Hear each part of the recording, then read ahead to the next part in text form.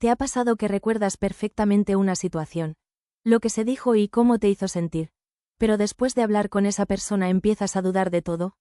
Sabes lo que escuchaste, sabes lo que pasó, incluso puedes ubicar el momento con claridad, pero algo en la conversación hace que empieces a reconstruirlo en tu cabeza como si no fuera tan seguro como pensabas.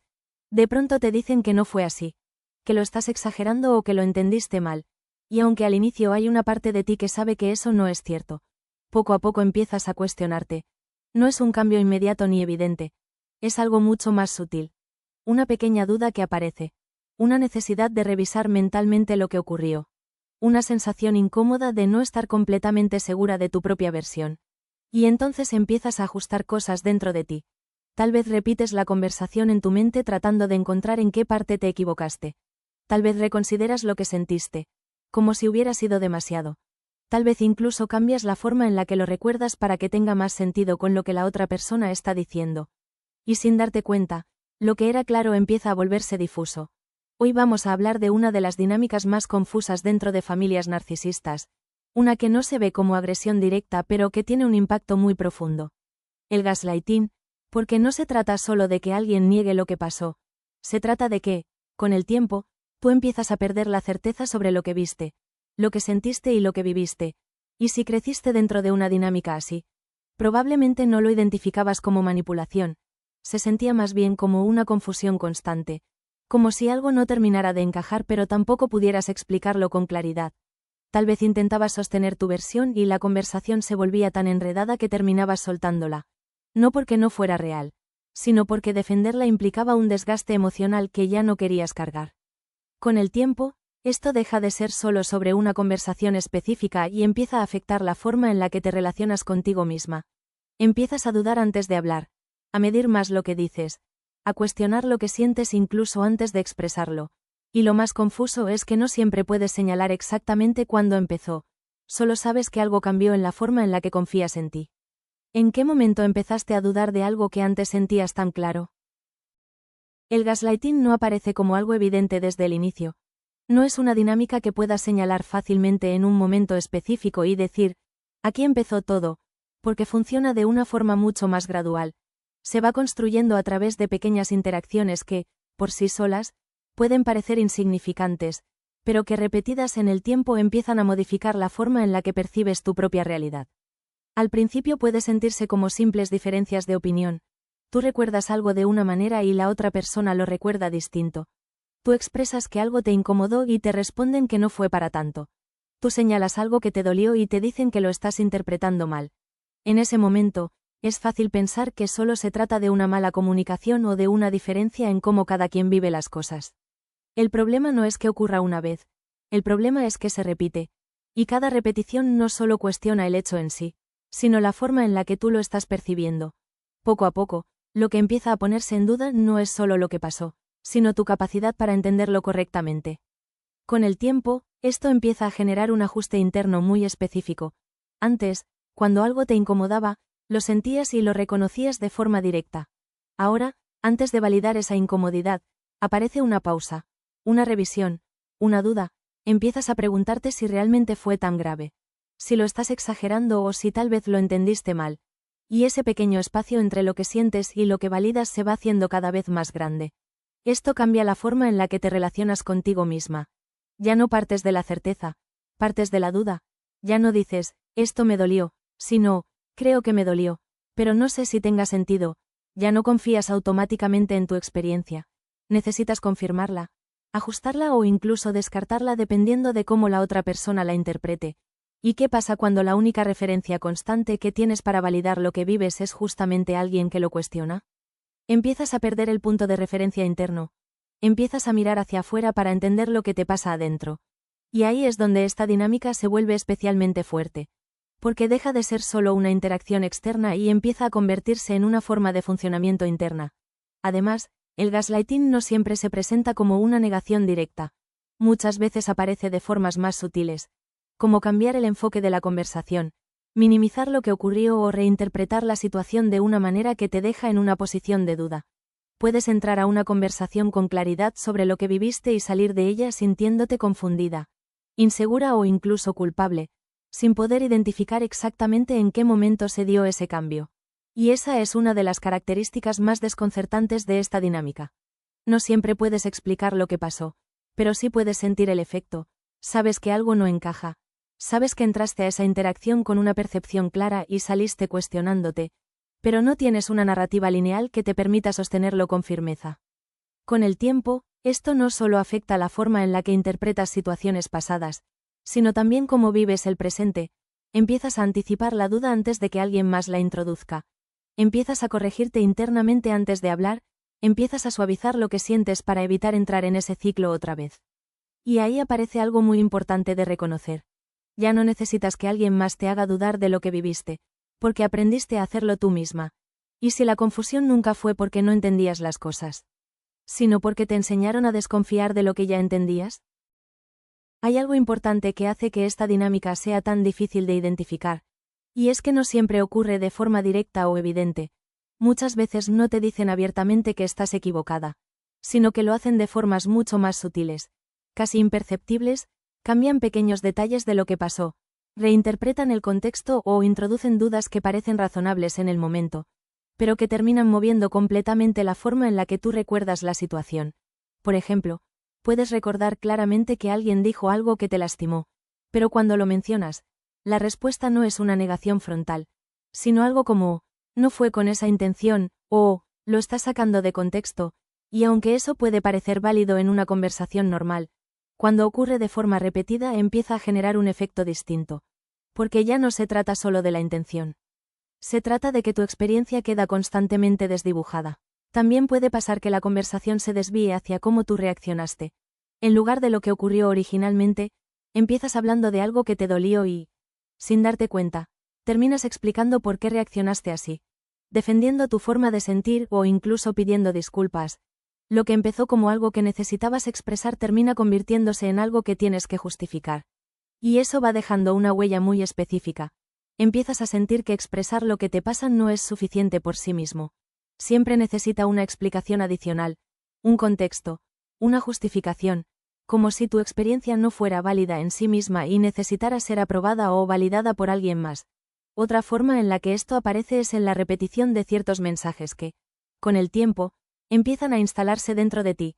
Comentarios como, siempre malinterpretas todo, te tomas las cosas muy personal, o, haces un drama de cualquier cosa, pueden parecer frases aisladas, pero cuando se repiten generan una narrativa interna, empiezas a verte a través de esas etiquetas, y cada vez que algo te incomoda, en lugar de validar esa incomodidad, aparece la duda.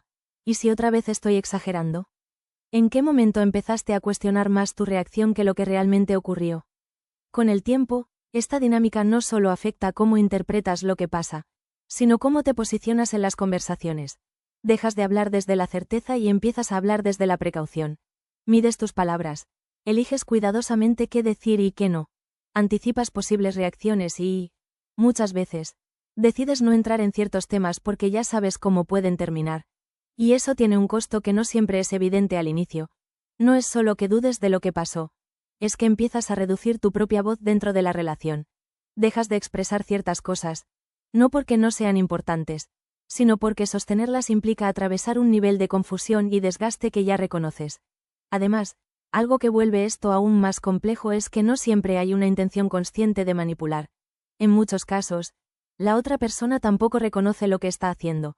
Y eso lo vuelve todavía más difícil de nombrar, porque no encaja fácilmente en la idea de, alguien me está manipulando, se siente más como una dinámica en la que tú eres la que constantemente no logra encajar del todo con lo que está pasando. Pero el efecto es el mismo, porque más allá de la intención, lo que ocurre es que tu percepción se vuelve inestable, y cuando tu percepción se vuelve inestable, todo lo demás empieza a tambalearse, tus decisiones, tu forma de relacionarte, tu confianza en lo que sientes. Y ahí es donde esta dinámica deja de ser solo algo que ocurre en ciertas conversaciones y empieza a convertirse en algo mucho más profundo. Una forma de relacionarte contigo misma donde la duda aparece incluso antes de que alguien más diga algo. Ya no necesitas que alguien cuestione tu realidad, empiezas a hacerlo tú, y si no era que estabas confundida, sino que te acostumbraste a vivir en un entorno. Hay un punto en el que todo esto deja de sentirse como episodios aislados y empieza a volverse una forma de estar en el mundo. Ya no es solo que dudes en ciertas conversaciones, es que la duda empieza a aparecer como una capa automática sobre casi todo lo que percibes. Empiezas a notar que incluso cuando estás sola, revisas mentalmente lo que dijiste. Reescribes conversaciones, ensayas respuestas alternativas, intentas reconstruir qué era lo correcto haber entendido, como si hubiera una versión más válida de tu propia experiencia esperando ser descubierta. Y eso es una de las consecuencias más profundas del gaslighting sostenido. No solo afecta lo que crees sobre los demás, sino lo que crees sobre tu propia capacidad de percibir la realidad en tiempo real. Porque ya no se trata solo de recordar correctamente, se trata de confiar en que lo que percibes mientras ocurre es válido. También empieza a cambiar la forma en la que reaccionas emocionalmente.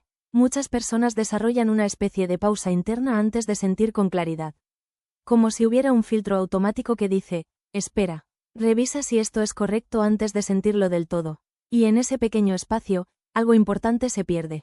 No la emoción en sí, sino la confianza en ella. Con el tiempo, esto puede hacer que vivas con una especie de vigilancia interna constante. No extrema, no siempre visible, pero sí presente. Una parte de ti observando a otra parte de ti para asegurarse de que lo que estás sintiendo tiene sentido. Y eso agota, aunque no siempre se note desde fuera.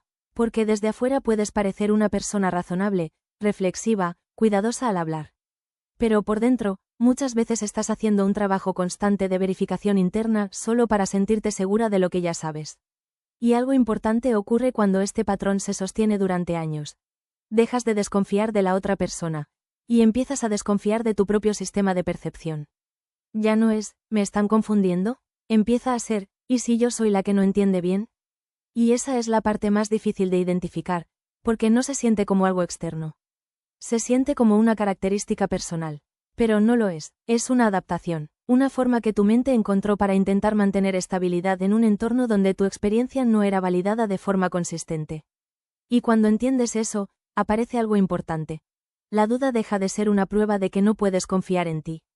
Y empieza a verse como una consecuencia de haber tenido que sobrevivir sin esa confianza reforzada. Porque la claridad no desaparece, se interrumpe, y cuando dejas de estar en entornos donde constantemente se invalida lo que percibes, algo empieza a reorganizarse de forma más natural de lo que esperabas. No porque tengas que aprender a confiar en ti desde cero, sino porque empiezas a dejar de entrenarte para dudar automáticamente. Y quizá la pregunta más importante después de ver todo esto no es si tu percepción fue correcta o incorrecta, sino esta: ¿cuánto de tu confusión actual sigue perteneciendo al presente?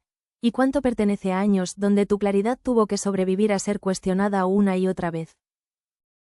Hay algo más que suele aparecer cuando esta dinámica se ha mantenido durante mucho tiempo, y es la forma en la que empiezas a confiar más en la coherencia externa que en tu experiencia interna. Es decir, no solo dudas de lo que sientes, sino que empiezas a evaluar lo que sientes en función de si encaja o no con lo que otras personas considerarían razonable. Y eso va desplazando el centro de referencia. Ya no es, esto es lo que me pasa. Se convierte en, esto debería tener sentido para alguien más antes de que yo lo sostenga como válido. También empieza a ocurrir algo muy específico en la memoria emocional. No solo recuerdas los hechos, sino la duda que se instaló alrededor de ellos. Y esa duda puede ser tan fuerte que termina pesando más que el propio evento original. Es decir, lo que se recuerda no es únicamente lo que ocurrió, sino la sensación de no haber podido confiar plenamente en lo que ocurrió. Con el tiempo, esto puede hacer que incluso experiencias claras pierdan nitidez cuando intentas explicarlas. No porque no las recuerdes, sino porque aprendiste a reconstruirlas bajo la posibilidad constante de que, tal vez no fueron exactamente así. Y eso tiene un efecto acumulativo muy profundo en la identidad, porque cuando la percepción se vuelve algo que se revisa constantemente, también empieza a cambiar la forma en la que te describes a ti misma.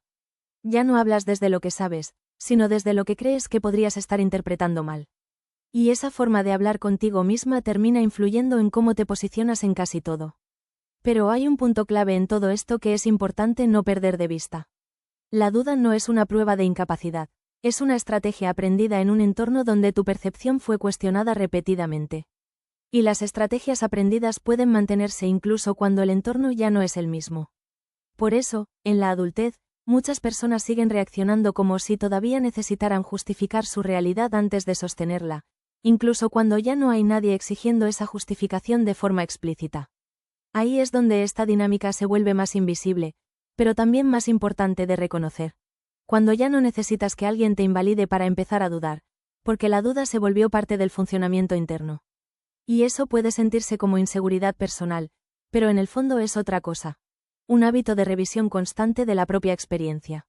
No porque estés rota, no porque no seas capaz de confiar en ti, sino porque durante mucho tiempo confiar en ti no fue un acto seguro dentro del entorno en el que creciste. Y cuando esto se entiende con claridad, algo empieza a cambiar de forma sutil pero importante. La pregunta deja de ser, ¿estaré viendo esto bien? Y empieza a ser otra. ¿Por qué aprendí a dudar automáticamente de algo que, en el momento, ya estaba claro para mí? Porque no se trata de eliminar la duda de inmediato. Se trata de empezar a notar cuándo la duda es presente, y cuándo es memoria. Y en ese espacio, poco a poco, vuelve algo que no desapareció realmente.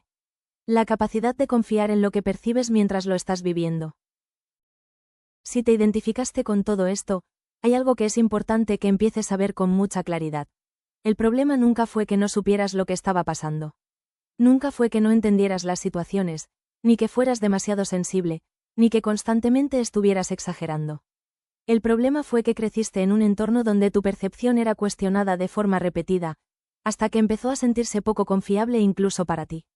No porque no lo fuera, sino porque aprendiste que confiar en ella te llevaba a conflicto, a confusión o a un desgaste emocional que era más fácil evitar.